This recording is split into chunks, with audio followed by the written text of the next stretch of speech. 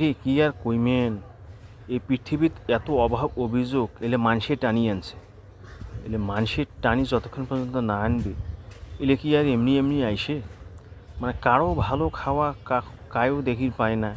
এই যদি ভালো খায় ওয়াই কয়েছে ওর বাপ ওয়াইফে ভালো খাইছে কেন রে, মুই খাবার না পাচ্ছ ওয়াই খাইছে। দাঁড়াও তো ওর ব্যবস্থা একটা নেওয়াছ। ওর ব্যবস্থা নিবে যে অ্যাজ যে পাখে বান্ধন ছিঁড়ে গেছে ও পাখের কোনো খবর নাই, খালি বলে ব্যবস্থা নিয়েছে। ওয়াই বলে কয়েছে বাপ ওয়াই যদি ব্যবস্থা নেতে মুই ফির কি হাত গুটে থাকি, মুইও ব্যবস্থা নাও। এই ব্যবস্থা নিতে নিতে একের অয় ওপাকে এখন নাড়া নাঙড়ে এও ওপাকে নাড়া নাঙড়ে, কার ব্যবস্থা কাই নেয়, এই হয়েছে যুগের পরিস্থিতি। কিন্তু মনত যদি এই একটা কথাই কইছে না যে ভোগে সুখ নয় ত্যাগই প্রকৃত সুখ।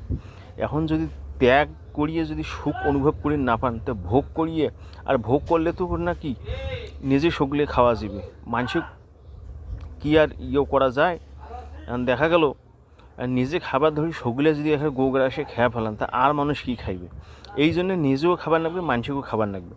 এই পৃথিবীর প্রত্যেকটা মানুষ যদি একে অপরের খোঁজখবর নেল হয় কায় কেমন আছে, কায় কী খাইছে না খাইছে, তাহলে তো কোনো কথাই নেই। তাহলে অভাব অভিযোগ, এত মানুষের দুঃখ দুর্দশা, এত মানুষের যে একে অপরের প্রতি যে ভালোবাসা, এইটি এখানে বজায় থাকিল হয়। ও বাবা, যে ব্যাপার তাতে এখানে দেখা হচ্ছে কায় যে কার পাঁচলিয়া ঠকাইছে বলা খুব মুশকিল। মানে নিজে বাঁচলে বাপের নাম, মানে আর একজনকার যেন সুবিধা অসুবিধা দেখিয়ে যে মানুষ চলাফেরা করবে সেটা নয়।